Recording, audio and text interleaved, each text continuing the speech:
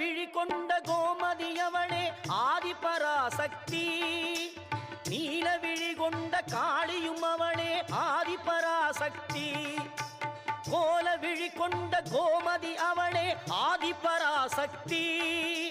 நீல விழி கொண்ட காளியும் அவளே ஆதிபராசக்தி. முக்காலம் உணர்ந்தவள் முத்தொழில் புரிபவள் ஆதிபராசக்தி. முக்காலம் உணர்ந்தவள் முத்தொழில் புரிபவள் ஆதிபராசக்தி. திரிசூலமும் தாங்கிடும் சுந்தரி அவளே ஆதிபராசக்தி. மேல்மருவத்தூர் ஆதிபராசக்தி மலர்பதம் பாடிடுவோம்.